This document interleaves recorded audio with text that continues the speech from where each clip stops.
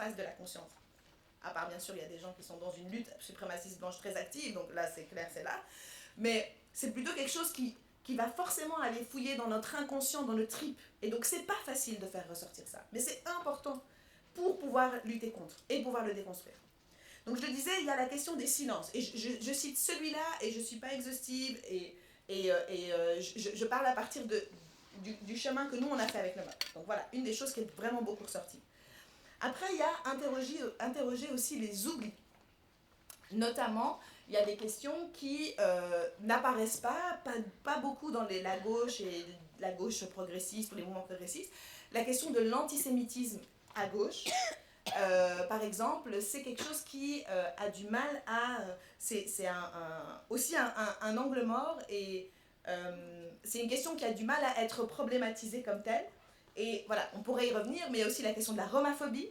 En fait, si vous voulez, ce que je veux attirer l'attention sur vraiment les oubliés de chez les oubliés, quoi. Les personnes les plus invisibilisées et la manière dont la construction historique, cette forme de racisme spécifique, voilà, la forme spécifique de la romaphobie. De la même manière, la forme spécifique de l'antisémitisme, la manière dont le complotisme et le grand remplacement, par exemple, l'idée du grand remplacement, elle portait d'abord sur les juifs au début du siècle passé. Aujourd'hui, on l'entend sur les musulmans. Mais en fait, il y a plein... Quand on s'intéresse à l'histoire, on arrive à se rendre compte qu'en fait, c'est des mêmes motifs récurrents qui reviennent. Il y a des formes, et ces formes de racisme, il y a plein de formes de racisme différentes, elles sont connectées entre elles.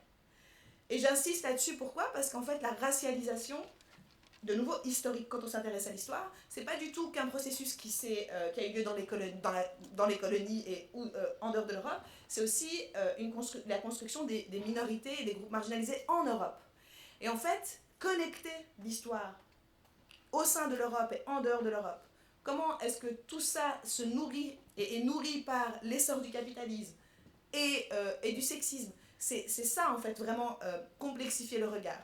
Et donc, sortir de ce déni de le racisme existe et plutôt mieux le comprendre, aller plus loin et faire des nouveaux liens qu'on n'arrivait pas à avoir.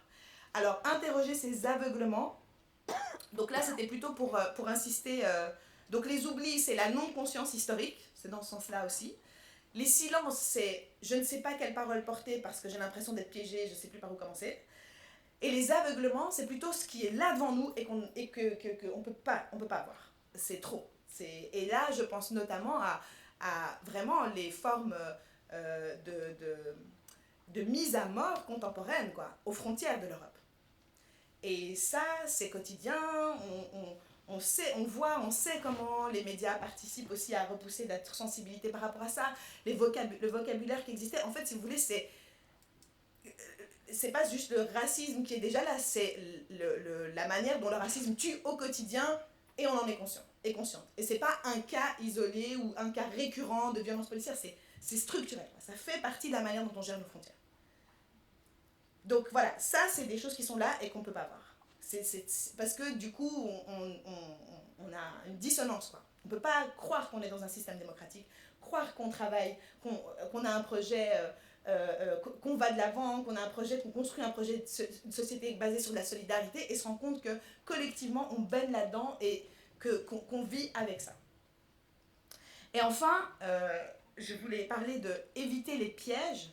Et là, ce que je voulais dire par là, c'est justement, il y a un ensemble de débats dans lesquels rentrer, c'est déjà être pris dans un piège.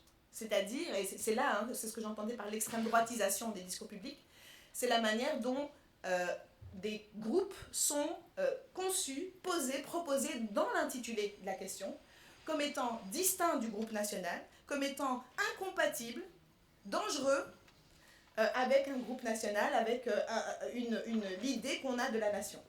Et donc, la manière dont les questions sont posées dans l'espace public, et notamment avec l'influence de cette extrême droite qui, à la fois, crée des passes, si vous voulez, il y a une confusion de plus en plus entre droite et gauche, et il y a des passerelles qui sont faites avec le complotisme, qui amènent à des énoncés qui sont en soi des pièges. Et si on rentre dedans, alors on est déjà en train de justifier ou de discourir dans le champ de l'extrême droite.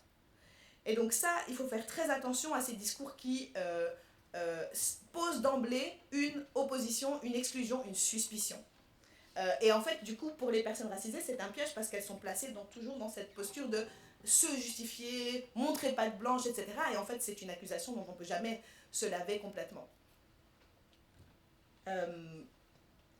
Et donc, je parle, voilà, c'est douloureux, cette introspection, donc, les silences, qu'est-ce qu'on arrive, comment dire ça, qu'est-ce qu'on a du mal à formuler, quelles paroles on n'arrive pas à sortir pour lutter contre le racisme, pourquoi est-ce qu'on est tétanisé, qu'est-ce qu'on a oublié, qu'est-ce qu'on refuse de voir, et comment éviter les pièges. C'est pour moi évidemment, ça fait partie des questions nécessaires à se poser pour renouveler vraiment, ou en tout cas enrichir le projet de société que propose le MOC par une lecture antiraciste, pour vraiment digérer et intégrer l'antiracisme dans... donc, pas simplement qu'il existe et qu'il soit dans les fondamentaux, mais que vraiment il irradie, il irrigue le travail au quotidien et la conscience au quotidien. Qu'on aborde les systèmes ensemble quand on lit et qu'on regarde et qu'on entre en résistance et qu'on se mobilise pour changer la société.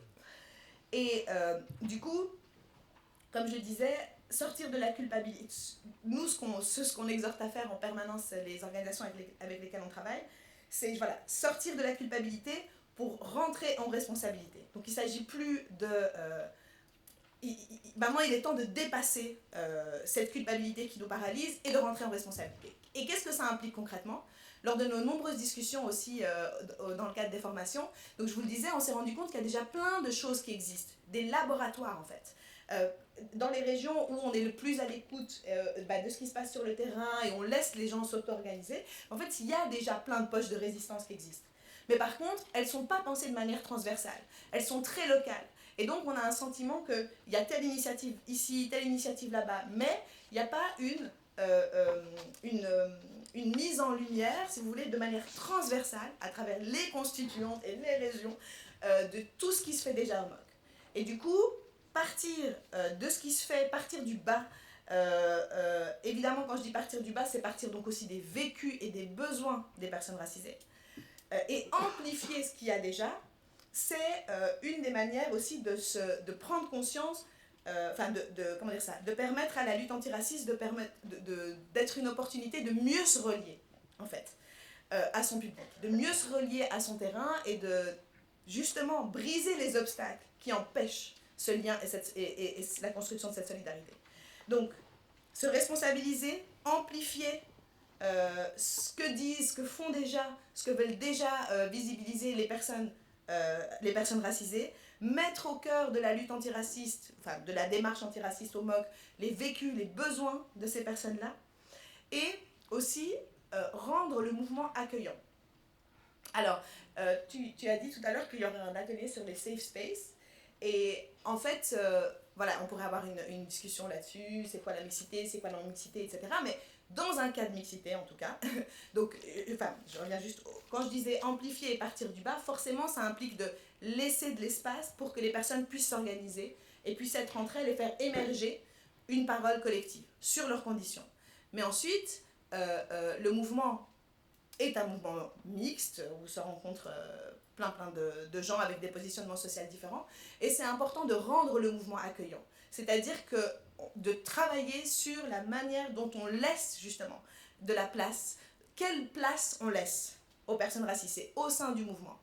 Ça peut être au sein du personnel, il y a la question de l'ethnostratification, qui fait quel genre de travail, qui a quel niveau de responsabilité, à quel point les équipes sont plurielles, etc. Donc il y a plein par exemple d'actions au niveau de la politique du personnel, de la question du bien-être au travail, la manière dont la lecture antiraciste aussi nous fait évoluer dans ce qu'on envisage comme étant le bien-être au travail, tous les risques de violence et de harcèlement qu'en tant qu'employé racisé, on peut vivre sur le lieu de travail, et ce que nous on appelle la charge raciale, dans le cadre donc, professionnel. Donc, comment on peut prendre ça en charge quand on gère une équipe ? Comment on peut mettre en place des actions de prévention ? Comment est-ce qu'on peut renforcer les personnes racisées qui travaillent là ? Mais aussi rendre le mouvement accueillant au public racisé, évidemment. Là, j'ai aussi plein d'anecdotes qui sont venues de formation sur la manière dont parfois, voilà, dans la constitution du groupe, on met aucune condition, mais tout d'un coup, la salle qu'on veut louer demande qu'il n'y ait pas de femme qui porte un foulard. Et donc, qu'est-ce qu'on fait? Qu'est-ce qu'on met en place pour que dans un groupe mixte, par exemple, entre femmes, il n'y ait pas certaines questions ne blessent pas d'autres femmes, qu'on ne soit pas en train de remettre en cause l'intelligence, la connaissance, l'humanité d'une des personnes qui est là. Donc, vraiment, comment on s'assure que les espaces que nous ouvrons sont accueillants, permettent à chacun, chacune de prendre une place. Et pas une place subordonnée, et pas une place de hiérarchisation, mais encore plus quand il s'agit de la lutte antiraciste, soit au cœur, soit au centre de la lutte. Donc que leurs paroles soient entendues, qu'il y ait de la place pour qu'elles puissent s'exprimer, mais qu'ils soient aussi entendues. Et j'espère que vous avez compris tout ce que j'ai expliqué sur l'ignorance, c'est toujours dans cette perspective-là. C'est comment faire tomber ces barrières qui nous empêchent d'entendre et qui nous empêchent de prendre conscience d'une réalité, ok, qu'on ne vit pas, mais de laquelle on participe. Et donc on a une responsabilité d'agir. Donc voilà, rendre le mouvement accueillant et aussi rendre le mouvement accueillant pour les militants, militantes qui ne font pas, qui ne font pas partie du MOC, qui sont des partenaires privilégiés et avec lesquels on a envie de travailler. Et comment aussi respecter leur travail et ne pas être rentré dans des logiques instrumentales avec ces militants et ces militantes. Voilà, ça c'est plein de questions que je vous adresse parce que vous commencer une campagne et que c'est des questions qui vont arriver au fur et à mesure que vous allez mener des actions, développer des actions, etc. Et je crois que réfléchir à l'hospitalité des lieux, hospitalité, ça sous-entend inclusion, ça sous-entend, oui, safe space. Comment est-ce que le cadre garantit qu'on ne reproduit pas des rapports de domination, ou qu'on lutte en tout cas, qu'on fait de notre mieux, qu'on avance, qu'on prend conscience des violences qui peuvent surgir, et pour pouvoir, parce qu'on a l'objectif de nous organiser ensemble. Et donc, je le disais, le fait de se poser la question de l'antiracisme au sein du mouvement, forcément que ça questionne les rapports de pouvoir au sein du MOC, au sein des constituantes, au sein des régions, au sein du MOC, que c'est une opportunité de se reconnecter au terrain avec tous ces fondamentaux, voilà. Donc de s'aligner, quoi, quelque part, avec les fondamentaux et la méthodologie, et aussi de prendre sa part à la lutte antiraciste, de prendre sa part de charge raciale. Donc d'assumer qu'on fait partie de ce système, mais qu'on essaye de le suspendre, de travailler sur nous pour ouvrir des espaces qui minimisent les effets que ce système a. Donc rendre les espaces plus accueillants. Et alors, donc ça c'est pour le MOC, donc j'ai vraiment essayé de profiter un maximum de tout le cheminement qu'on a fait avec le MOC pour essayer de vous renvoyer aujourd'hui, voilà, des réflexions, des questions, essayer de synthétiser les apports. Maintenant, la deuxième partie, la deuxième chose dont je voulais vous parler, c'est vraiment relatif à ce signe des temps, c'est plutôt l'état, les dynamiques actuelles de la lutte antiraciste et surtout le retour de bâton actuel qu'on est en train de vivre. Et j'ai un tout petit peu amorcé la question en parlant du contexte, notamment de la présidentielle française qui arrive, de l'extrême droite en Flandre qui fait pression énormément et de ses alliés du côté francophone, et comment est-ce que tout ça menace en fait la lutte antiraciste. Et donc, ce que je voulais vous dire en fait principalement, c'était évidemment de ne pas regarder la lutte comme quelque chose de linéaire, et évidemment qu'il y a des avancées et il y a des reculs, mais il y a d'autant plus de résistance et donc ce retour de bâton dont on parle, qu'il y a des avancées qui sont faites. Et donc je disais qu'on avait à la fois cette extrême droitisation de l'espace public et qu'en même temps on avait un mouvement qui se renouvelait et qui rentrait dans une lutte beaucoup plus politique, beaucoup plus affirmée. Et du coup, l'enjeu, si vous voulez, sur lequel travaillent les militants, les militantes, les associations qui sont le relais aussi de ce travail-là de terrain et qui sont elles-mêmes actives avec le terrain, actives sur le terrain, on pourrait dire c'est maintenant à part s'attaquer au déni, c'est vraiment s'intéresser à la matérialité du racisme. C'est-à-dire faire prendre conscience des différentes manifestations du racisme. Dépasser l'idée que le racisme, c'est c'est simplement de l'agressivité, de l'hostilité, de la haine. Cette manifestation, si vous voulez, un peu extrême, un peu pathologique de la haine. Et faire prendre conscience qu'en fait, le racisme, c'est un ensemble de manifestations qui vont d'ailleurs de l'invisibilité, de l'indifférence, à l'exotisation, à l'infantilisation, qui est un ensemble de postures, qui est un ensemble de comportements ou de motifs qu'il y a là derrière, mais surtout qu'on ne peut pas approcher la matérialité, donc comment le racisme il existe en vrai, dans les murs, dans les corps, si on ne mêle pas, si on ne tient pas ensemble le niveau individuel, le niveau institutionnel et le niveau, enfin que tout ça forme le niveau structurel.